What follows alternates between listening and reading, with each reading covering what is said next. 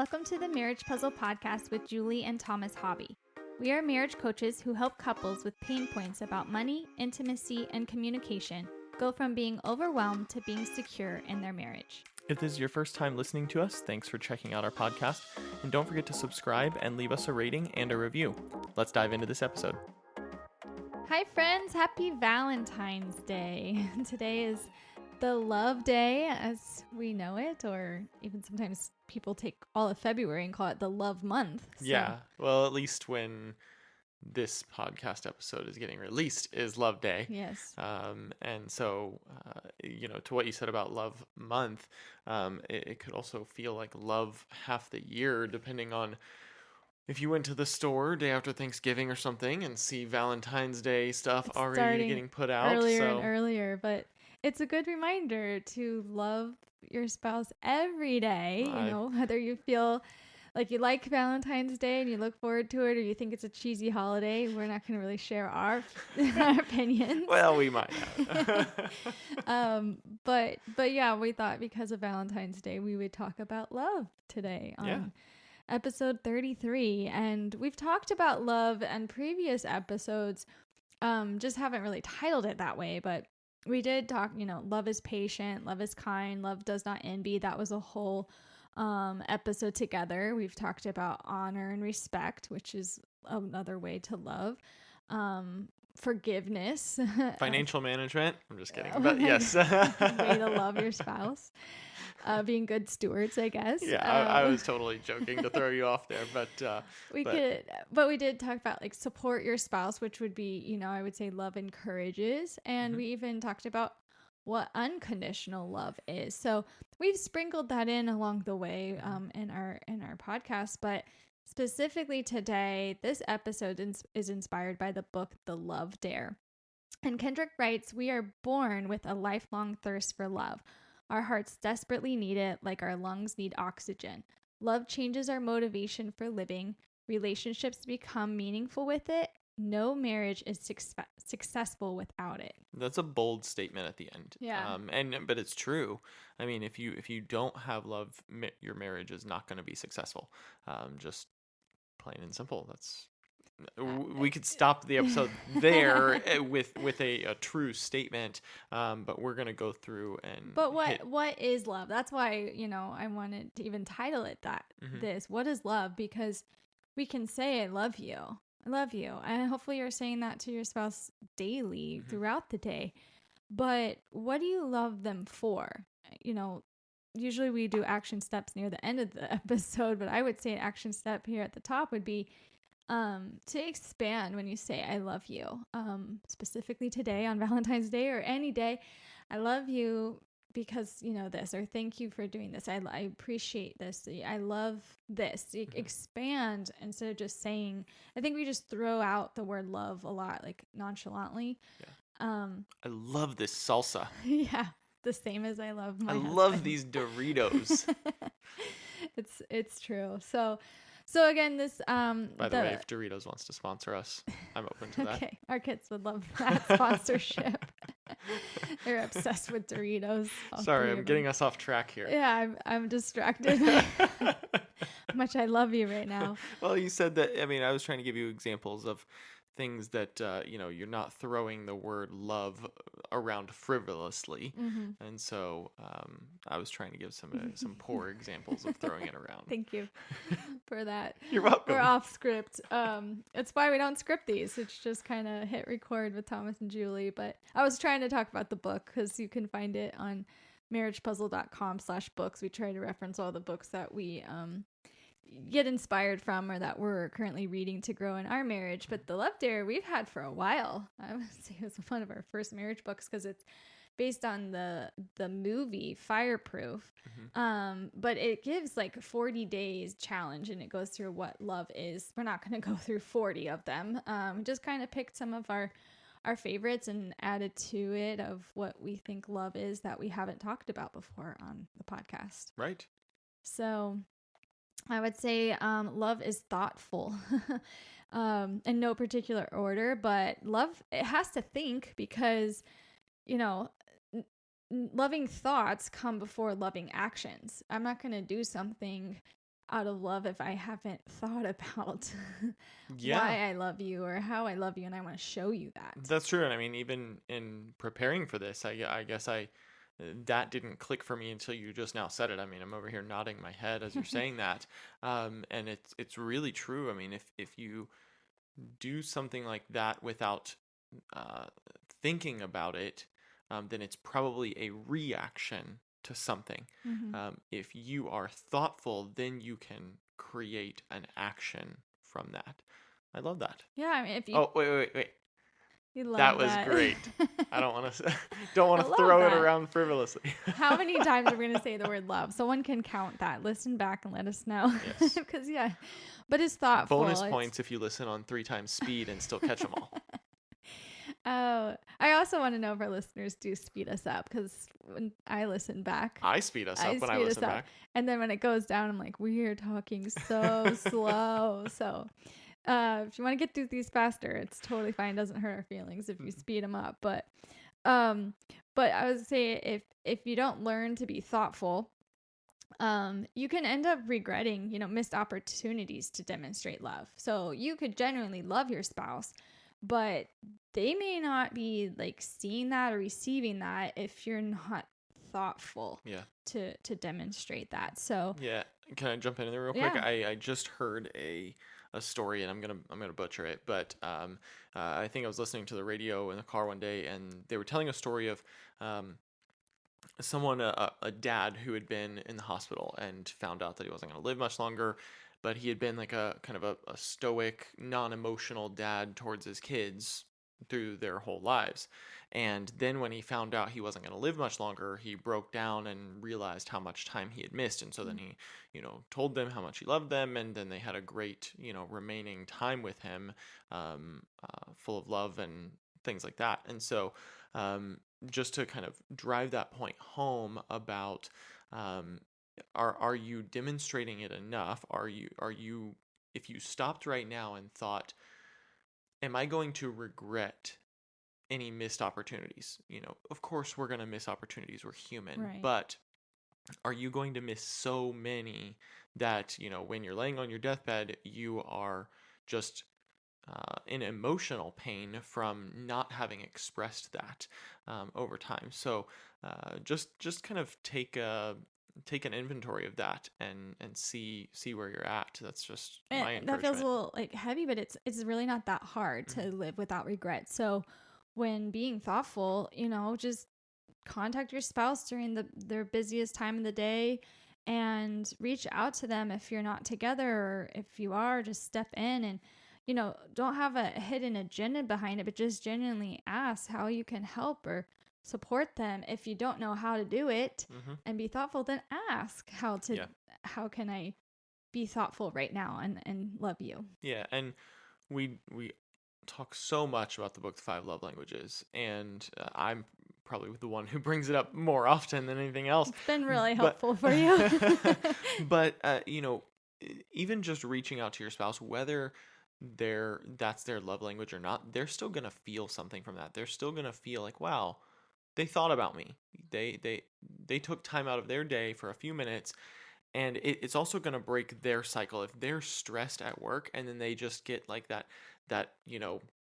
bomb of love dropped in their text inbox momentarily. It's going to be like, wow, okay, the stress just kind of dissolves away for a minute and might help get them through the second half of the day. And if this is something that you're wanting to try to get better at, bonus tip. All of our smartphones have reminders in them, so you can set yourself a reminder to train yourself to do this on your own. You don't have to tell your spouse that you're setting a reminder to do that. You can just do it and start working on this and get better at it. And you can do that in all different areas of your relationship as well, to show your spouse that you love them, not just this one little thing. Yeah, absolutely. Another way, or another thing love is to us is it makes good impressions. Like, kind of silly to kind of say it that way, but think about your greetings with each other. Do you show your spouse that you value and appreciate and love them by the way you're greeting them? Right. And if you said yes to that, my question would be, would your spouse also answer yes to that question that you show them? So, you know, if the question was asked to me, do I show Julie that I value, appreciate, and love her? And I said yes. But would Julie answer the same way that Thomas values, appreciates, and loves her?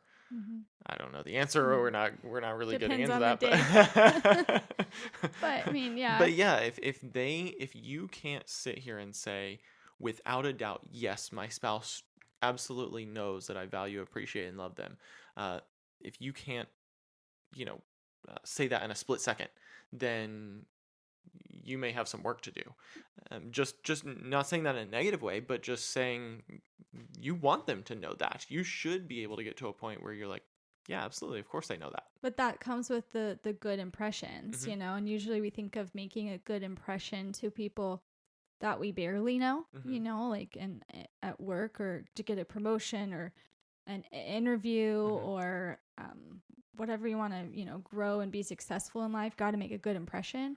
But we get comfortable with our spouse and we stop making those good impressions. So thinking about our greetings, like, do you say hi and bye to each other? And I think we've talked about it before, but it's just so normal to Thomas and I. But I watch couples like get home from work or come into the room and they don't even say hi to each other. Mhm. Like, I know you might not be able to tell them about your day right then, but greet your spouse Yeah. at least with a hello. Give more by a kiss or Right. something, or a hug. Like, that's your husband or wife. Like, make that good impression for them. Not even when nobody's looking, you know. This Yeah. is just really big in our home. Highs and buys are really like, it just doesn't happen. Right. You don't leave without saying bye. You don't get home without saying hi. And same Right. for me. And I mean, you can tell Julie's passion in this because this is, you know, off the scales important to you, and it's important to me as well, and I'm fully support you in that. But I'm often the one who, when you get home, you know, and I'm You just busy keep doing something, working. I just keep doing it and get to a stopping point. Excuse me, I'm knowing- home. Right. That's kind of how she comes in sometimes. Is like, I am here. I am here. Not really. It's not that obnoxious, but you know, she will get offended if I don't stop right away. So it is very So I'm important. like, and why aren't you happy to see Right, me? right. Like, that's a way to demonstrate love. Yeah, and I'm and- happy to see you, and I want to show you that. And Right. it's funny now. I to, love like, it. I think say it's that. adorable because Makes she gets a little bit offended, and so Makes which me feel needy, but I say this with like good morning, good night, you know, just those. That's why I said it feels so normal and simple, and I don't think people are doing it. But Sure. it's a big thing. well, and just a little more to add on to that is a lot of times that scenario happens for us with kids around. And I think that's just as important. If you have kids around looking up to you, you are the people in their life that are going to demonstrate how their marriage should look in the future. So you need to take a look at your marriage and how it is and know if you need to change some things so that you're reflecting the right values in marriage to your kids. And this is just one of those simple things that you can say, you know what? I'm going to stop everything I'm doing and I'm going to greet my wife when they come in. And that way my kids see that that was the most important thing in the room at that point in time. And so it's just, you know, something that you can, a tangible thing that you can actually do to make an impact. Well, it's kind of ironic that you bring up the kids, because I think any parent is going to teach their kids to be respectful, saying hi and bye, giving, looking people in the eye, and you teach your kids that. But then, like I said, you get comfortable in your own marriage, and those skills that you do have that are easy to come by, just don't get lazy in them. Right. Absolutely. Next is love cherishes. What is your spouse? What need does your spouse have that you could actually meet today? What could you do for them that would really show them that love? Could it be that you could run an errand for them if they're super busy? You can say, hey, let's take 2 cars and divide and conquer, or let me just go do that one thing for you. Maybe a back rub or a foot massage. Julie typed that one, so I'm thinking she probably wants a foot massage or something tonight. So that just clicked for me as I was reading trying it to off the think of notes. So. examples of how you could cherish your spouse. That's something you don't do for everybody. So. She was trying to think of examples or give me some examples. Maybe I'm just joking, but maybe there's some housework that you could help them or with. yard work if you want to hear. Hey, our yard needs to be mowed. Feel free to get out there and join. But like, do it with them, maybe. Or I guess you're saying take a burden off of them. Yeah. I love, I know not to be stereotypes of husband wives, but I know a lot of friends of mine that love when their husbands fill up their car with gas. It's not especially if it's at night. I don't like stopping for gas. So to get in a car and be like, oh, he thought of me. It's just these little ways to cherish, something that says I cherish you, and do it with a smile. Yeah, don't do it begrudgingly, like, oh, fine, I'll give you the foot massage. That's not gonna get like you anywhere. me, I filled up the car with gas. Look at me, look what I did. I'm home. But I think with love cherishes, it also can be said like love sacrifices. Mm-hmm. It cherishes someone so much that you're willing to sacrifice money, time, energy, you name it. But well, let's just I'm sorry to interrupt, but let's look at our episode from a couple weeks ago, the Sex and Affection episode, where we very boldly pointed out that when you commit to marrying someone, you sacrifice having any sexual activity mm-hmm. with anybody else in the world for the rest of your life. And I mean, that's almost as bold of a statement, as strong of a statement as you can make to show the sacrifice in marriage. And it says, I cherish you, right. And only you. You're mm-hmm. my one and only. And so whatever the sacrifice, you should do whatever you can to meet the real needs of your spouse, mm-hmm. to love them. So yes, if that's physical needs, sexual needs, or running errands, just something that, and as we're listing these things, just hopefully it just kind of spark an idea of how you can do one little thing today, and not just because it's Valentine's Day, but to kind of make a habit, or one thing this week and then two things the next week. So far to be love is thoughtful, love makes good impressions, love cherishes. And then the next one. Yeah. Sorry. Did you have something? I had something else that I was going to say, but I was just going to say that this is kind of like a relationship New Year's resolution. Like you can make New Year's resolutions on New Year. It's an easy point in time to say, okay, reset button. And Valentine's Day is another one of those. Like we said at the beginning, we joked about it being a, made up holiday by the greeting card companies and stuff like that. But it genuinely, because it's on the calendar, it's a natural reset button for your relationship. You can say, today I'm going to do something different, and then I'm going to grow and get better from there. And we're going to grow and get better from there. So anyway, continuing on. Sorry, I was trying to move on to keep them short so they didn't have to put it on fast speed, but that was good. Thanks for sharing. Next. Oh man, this is a fun episode today. We're feisty. It's tonight when we're recording this. Next, love always protects. Love makes you feel safe and secure. I mean, that's a pretty simple one. It's true. I mean, you're going to do, just like we talked about with sacrifice and cherishing, you're going to do what you need to do to protect your loved ones and make them feel safe and secure. And you have that craving to feel safe and secure with them as well. And that can come in the form of actual physical protection, providing for shelter, food, things like that.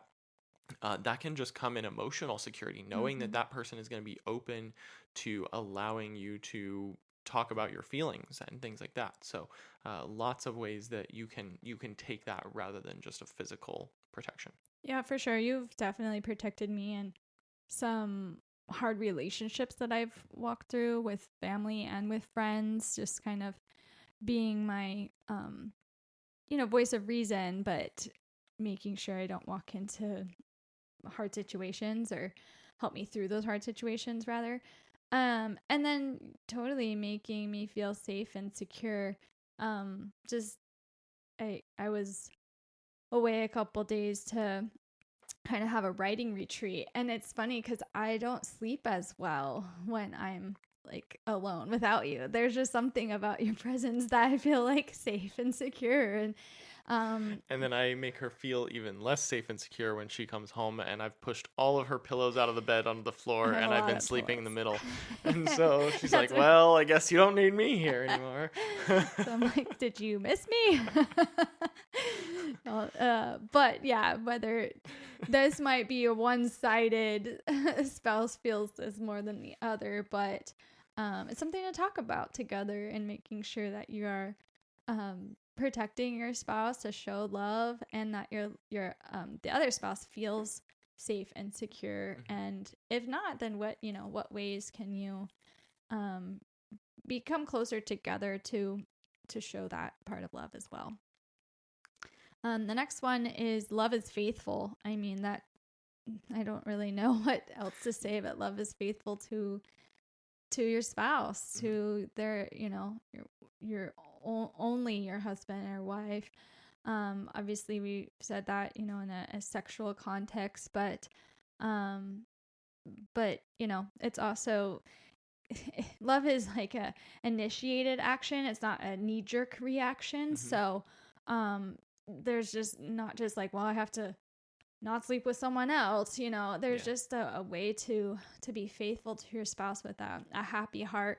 Kind of goes back to the sacrifices too, that there's things that I did get away for a writing retreat, but there are things like some fun things that I have to say no to because I want to prioritize you and be faithful to you and our marriage than my calendar.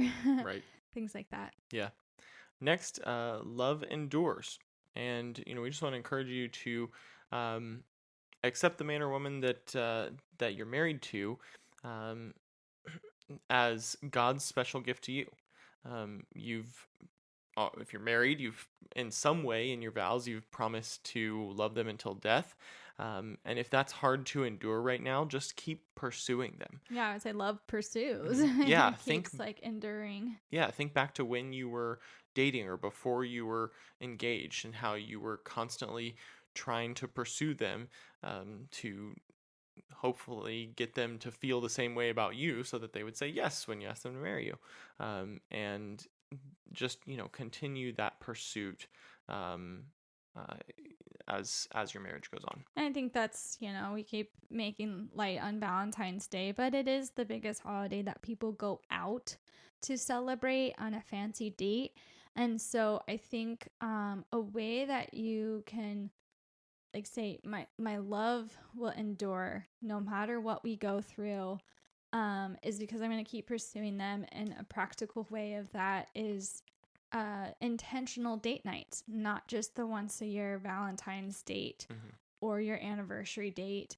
We go out, but it's this big group. Like, what are you doing either monthly or weekly, if you have that capacity, even at home, to have that lovingly pursuit of your spouse, which will help you endure the trials, and when things are hard or you're not getting along, you have to choose to continue to love and push through. That's endurance. And so I think in light of Valentine's Day, a tip there would be to, if you got your spouse a card, like write in that card or write them a letter if you're not going to spend the $20 on a card like Thomas. They're getting really expensive. Yeah, it's a little ridiculous.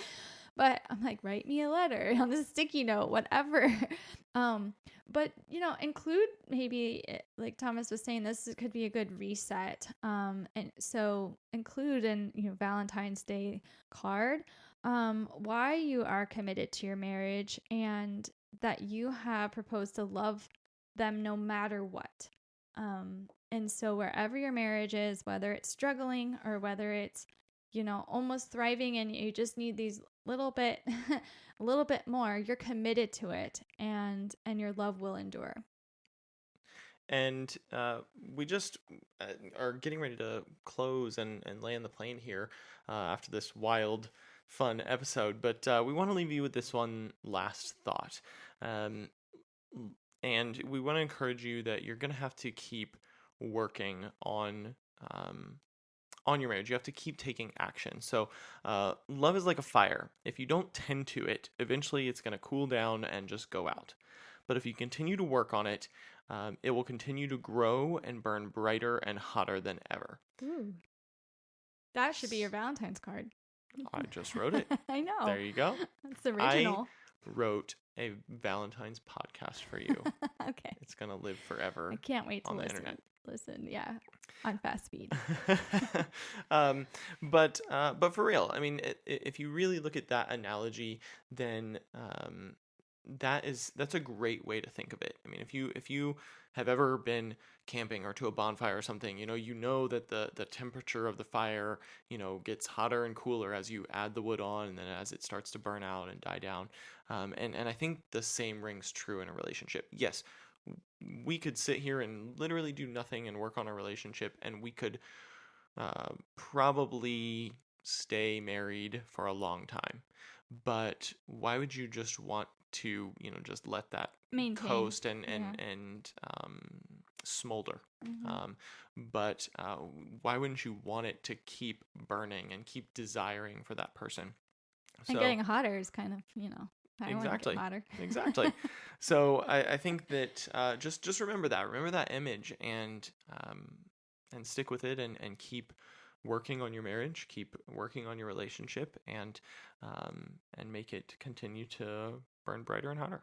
Yeah. So if you ask the question, what is love? We just kind of gave you some thoughts of what we think love is. Love is a lot of different things, but talk about it with your spouse. What does love mean to you guys in your marriage? And what does it look like? And where does it need to grow to burn brighter? So thanks again for joining us on this week's episode. What is love? If you're not already following us on social media, check out Marriage Puzzle on Facebook and Instagram, or you can head over to our website, marriagepuzzle.com, and schedule a free marriage coaching discovery call with us if you want to chat over Zoom and help your love burn brighter. But we look forward to you joining us next week on our podcast, where together we'll work on marriage one puzzle piece at a time. See you later. Have a good one. Happy Valentine's Day. Happy Valentine's Day.